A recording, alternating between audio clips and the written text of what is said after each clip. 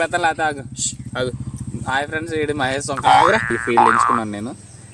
ఇదైతే సక్సెస్గానే నడుస్తుంది. ఇది కూడా 50,000 60,000 అయితే మిగులుతుంది దీని నుంచి. నేనైతే ఆర్మీ ర్యాలీలోనే ఒకేసారి 2 అప్లై చేశాడు అనమాట. హాయ్ ఫ్రెండ్స్, నేను మీ Mahesh Sonkara. Welcome to real soldier. ఎవరైతే ఆర్మీ ఎస్ఎస్సి జీడీలో ఫెయిల్ అయ్యారో వాళ్ళకు వేరే దారి లేదని ఎవరైతే ఫీల్ అవుతున్నారో వాళ్ళ కోసం మీ గురించి వేరే వ్యవసాయంలో సక్సెస్ అయిన ఒక పర్సన్ తీసుకొచ్చాను మీ ముందుకి.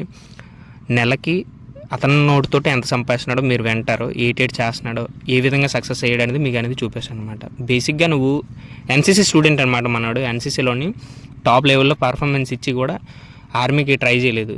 ఎందుకంటే అందులో అంత సక్సెస్ రేట్ లేదనో, లేకపోతే అందులో అంత సాటిస్ఫాక్షన్ లేదనో అతనికి ఏ విధంగా మరి అనిపించిందో ఒకసారి చూద్దాం. బేసిక్గా ఎందుకు అలా చేయాల్సి వచ్చింది, ఎందుకు ఆర్మీని వదులుకున్నావు నువ్వు? హాయ్ ఫ్రెండ్స్, నేను గోవింద్. మీరు చూస్తున్నారు మన రియల్ సోల్జర్ ఛానల్. ఫ్రెండ్స్, ఈరోజు ఏంటంటే మా ఫ్రెండ్, తను చైల్డ్హుడ్ ఫ్రెండ్, 10th క్లాసు.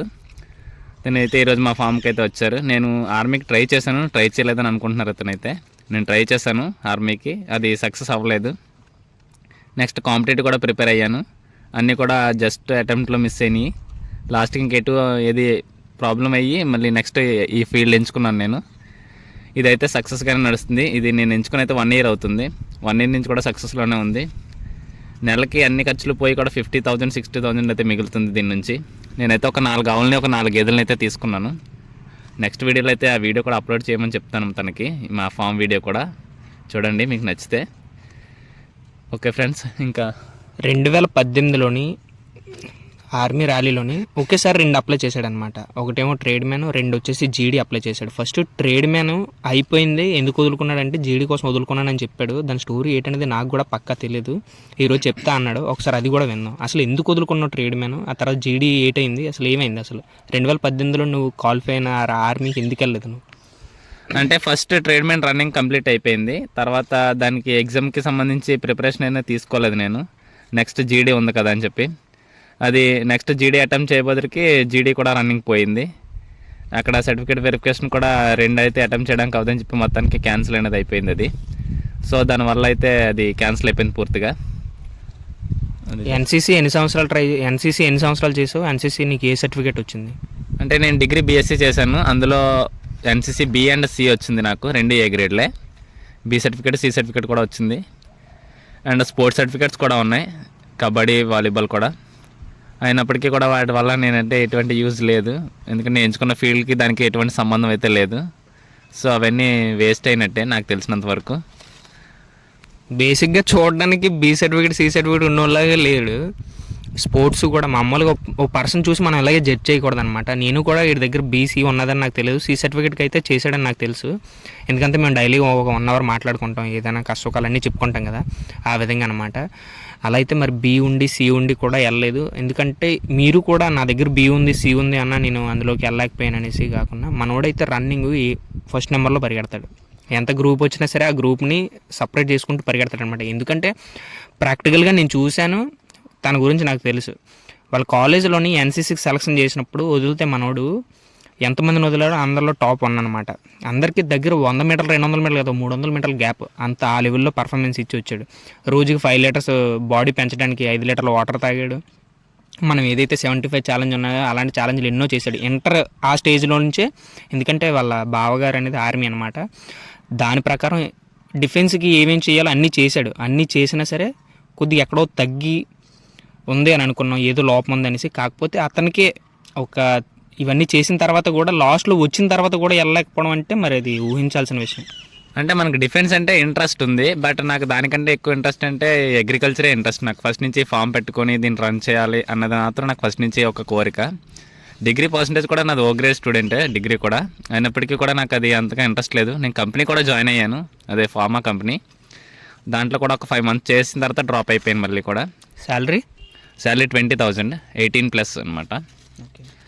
అంటే అది ఒక 5 months చేసిన తర్వాత దాంట్లో నుంచి కూడా డ్రాప్ అయిపోయాను. కంపెనీ పేరు డెక్కన్ ఫెర్టిలైజర్స్, ఇక్కడ తుని దగ్గర, అది కూడా నియర్. అందులో కూడా మనకి ఆ ప్రొడక్ట్స్ అవి చూసి మనకి కొంచెం ఇబ్బందిగా అనిపించింది. కెమికల్ ఫీల్డ్ అనేది కొంచెం ప్రాబ్లం కాబట్టి ఫర్దర్గా కూడా. సో మనం ఫస్ట్ నుంచే కొంచెం వీక్, దానివల్ల ఇంకా కంపెనీ మీద ఎఫెక్ట్ ఎక్కువ ఉంటుంది కాబట్టి ఇంకా మళ్ళీ దీనికి వచ్చాను. మనకి ఈ ఫీల్డ్ ఇంట్రెస్ట్ కాబట్టి మనకు నచ్చిన పని మనం ఎలాగైనా చేసుకోవచ్చు కష్టమైనప్పటికీ కూడా. సో మనకు నచ్చిన పని ఎంచుకోండి ఎవరైనా సరే. ఎవరో ఫోర్స్ చేశారని చెప్పి మనం ఏమీ చేయకూడదు. మనకు నచ్చిందే మనం ఎప్పుడు చేయాలి. తప్పదు అంటే ఇంక సిచ్యువేషన్ డిమాండ్స్ బట్టి ఇంక మనం అది ఇంకా తప్పదు అన్నప్పుడు ఇంక చేయాల్సిందే, మనకి వేరే ఆప్షన్ లేకపోతే. ఆప్షన్ ఉన్నప్పుడు మాత్రం మనకు నచ్చిన పనే చేయండి ఖచ్చితంగా. ఎస్ఎస్సి జీడీ కానీ ఆర్మీ కానీ ఎవరైతే ఆస్పిరెంట్స్ ఉన్నారో అంటే ట్రై చేస్తున్నారో వాళ్ళకి నువ్వు ఇచ్చే సజెషన్ ఏంటి? అంటే నీ పరంగా నువ్వు ఏమనుకుంటున్నావు? ఎవరైనా ఫెయిల్ అవుతున్నారు, చాలామంది ఫెయిల్ అవుతున్నారు అన్న, నాకు రావట్లేదు ఇది అది అనేసి, వాళ్ళందరికీ నువ్వు చెప్పే సజెషన్ ఏంటి? జీడీ కానిస్టేబుల్ నేను కూడా ఎగ్జామ్ పాస్ అయ్యాను, అన్నీ అయ్యింది, కానీ నాది బాడీ ఫిట్నెస్ పోయింది. మినిమం చెస్ట్ తక్కువ కాబట్టి ఫిట్నెస్ పోయిందనమాట. జీడీ ఆల్రెడీ నేను కూడా వెళ్ళాను. ఇలా ట్రై చేసే వాళ్ళకి ఇంట్రెస్ట్ ఉండి మనం ఖచ్చితంగా సక్సెస్ అవుతామంటేనే ట్రై చేయండి. ఏదో మొక్కుబడిగా ఏదో చేస్తున్నామని మాత్రం ఎవరో చేయకండి. వాళ్ళని చూసి వీళ్ళని చూసి నక్కను చూసి పులిని చూసి నక్క వాతలెట్టుకున్నట్టు ఆడెవడో ఉద్యోగం చేసేస్తారని నేను ఉద్యోగం చేసేస్తారని మాత్రం ఎవరో అనుకోకండి. మీకు నచ్చి ఉంటే కాన్ఫిడెంట్గా పరిగెట్టి ఖచ్చితంగా ప్రిపేర్ అవ్వండి దానికి సంబంధించిన వరకు. లేదంటే అప్పుడుతో డ్రాప్ అయిపోయింది. నాకు అది డిఫెన్సివ్ ఇంట్రెస్టే, ఎటు సైడ్ అగ్రికల్చర్ ఇంట్రెస్టే. అలాగని చెప్పి ఏది ట్రై చేయకుండా ఉండలేదు, నేను అన్నీ ట్రై చేశాను. అన్నిట్లో మ్యాక్సిమం నేను ఇవ్వాల్సిందంతా ఇచ్చాను పర్ఫార్మెన్స్. లాస్ట్కి నాకు ఈ ఫీల్డ్ ఇంట్రెస్ట్ కాబట్టి ఆఫ్టర్ డిగ్రీ తర్వాత ఇంక నేను ఏమీ ఎంచుకోలేదు, దీనికే వచ్చేసాను ఫస్ట్. ఇంకా అది కంపెనీ అంటారా, కంపెనీ అంటే మీకు ఏ ఉద్యోగం రాలేదని ఉండిపోయావా అన్నట్టు వాళ్ళు ఇల్లు మాట్లాడుతూ ఉంటారు కదా, దానికోసం అని చెప్పి నేను కంపెనీ జాయిన్ అయ్యాను. ఒక 5 months చేసి మళ్ళీ డ్రాప్ అయిపోయాను. అంటే నాకు అది ఇంకా నచ్చలేదు. అంటే ఏది రాలేదు, వీడు ట్రై చేయలేదు అంటారు కదా ఎవరైనా, దానికోసం అని చెప్పి మాత్రమే జాయిన్ అయ్యాను. జాయిన్ అయ్యి అంటే మనకి వచ్చింది అన్న ఒక ఒపీనియన్ ఉంటుంది కదా, జాబ్ చేశాడు వీడు మానేశాడు నచ్చకన్నట్టు ఒపీనియన్ ఉంటుంది కదా అని చెప్పి మానేశాను మళ్ళీ నేను. ఇప్పుడు ఓవరాల్గా మీకు మాగాని ఎన్ని ఎకరాలు, జీడి తోట ఎన్ని ఎకరాలు, మీకు ఎన్ని ఆవులు ఉన్నాయి, ప్రాపర్గా నువ్వు ఇప్పుడు హ్యాండిల్ చేసి ఎన్నైతే హ్యాండిల్ చేస్తున్నావు అవన్నీ ఒకసారి. మాకు ఒక 15 acres ల్యాండ్ అయితే ఉంది ప్రజెంట్. అందులో జీడి మామిడి మాగాని జీడి కలిపి అది ఒక 10 acres ఉంటుంది. ఓన్లీ వరి పొలం మాత్రం 5 acres ఉంది. అందులో 2 acres మాత్రం గడ్డి వేసాను వీటికి, పశువులకి. ఉన్న 3 acres వరి క్రాప్ ఉంది. అంటే మనకు కావాల్సిన క్రాప్ కానీ పంటలు పప్పులు కానీ అవన్నీ అందులోనే పండుతాయి. ఇంకా ఒక 2 bores కూడా ఉన్నాయి, 2 బోర్లు కూడా ఉన్నాయి అందులో. దానికి వాటర్ ఫెసిలిటీ కూడా ఏం ప్రాబ్లం లేదు. కాకపోతే నేను సోలోగా చేయడం వల్ల కొంచెం వర్క్ పరంగా హార్డ్ ఉంది. ఫర్దర్గా నేను దాన్ని కూడా సెర్చ్ చేసుకోగలను ఏదైనా మనిషిని పెట్టుకొని. అలాగా ఇంకా స్టార్టింగ్ స్టేజ్లో ఉన్నాను కాబట్టి దాన్ని అలా రన్ చేస్తున్నాను. నా క్యాపబిలిటీ ఉంది కాబట్టి.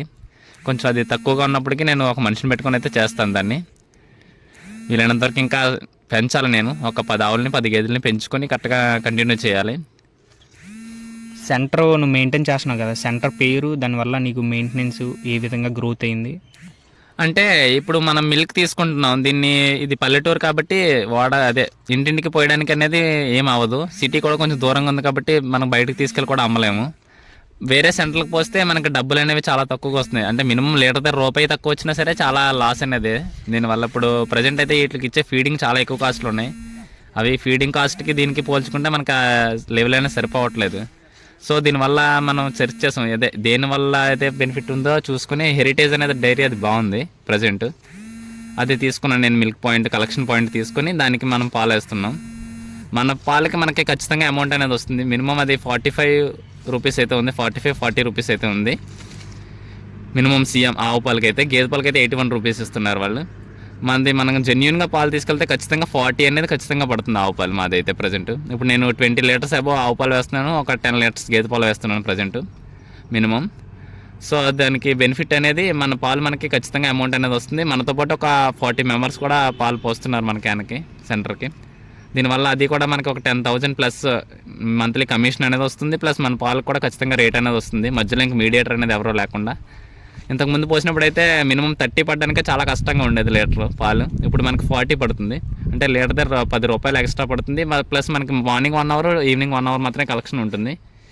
సో దానివల్ల మనకి ప్లస్ అనేది ఉంటుంది కాబట్టి నేను ఈ సెంటర్ అనేది తీసుకున్నాను దీన్ని. ఇప్పుడు ప్రజెంట్ అయితే చాలా సక్సెస్ఫుల్గానే నడుస్తుంది మన డైరీ అనేది. అటు అది మనకి కమిషన్ ఒక 10,000 వస్తుంది. ఇక్కడ మనకి ఇన్కమ్ కూడా ఇది బాగానే ఉంది సోర్స్గా.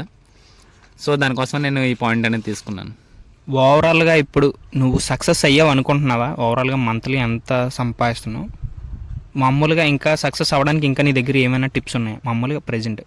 నేనైతే 70% అయితే సక్సెస్ అయిపోయాను ఇప్పుడు ప్రజెంట్ అయితే. నాకు ఇలా నడిచినా కూడా నాకు మంత్లీ అన్ని ఖర్చులు పోయి మంత్లీ 50-60,000 అనేది మిగులుతుంది. ఇట్లా ఫీడింగ్ ఖర్చు కానీ, నాకు లేబర్ ఎవరైనా పెట్టుకున్న లేబర్ ఖర్చు కానీ అన్నీ తీసినా కూడా 50,000-60,000. ఆల్మోస్ట్ నేను ఆవులనది కొన్న అమౌంట్ అనేది ఆల్మోస్ట్ క్లియర్ అయిపోయింది. ఎటువంటి అదే అప్పులు అవి అలాంటివి ఏమీ లేవు ప్రజెంట్ అయితే. ఇప్పుడు వచ్చిన ఇన్కమ్ అంతా వాటికి పెట్టుబడి పెట్టడం, మనం తీసుకోవడం అంతే, అంతకు మించి ఏం లేదు. ఇంకొకటి ఏంటంటే ఇంకా పెంచాలి నేను. ఇక్కడ ఒక 4 ఆవులు, ఒక 4 గేదెలు అయితే ఉన్నాయి ఇప్పుడు ప్రజెంట్.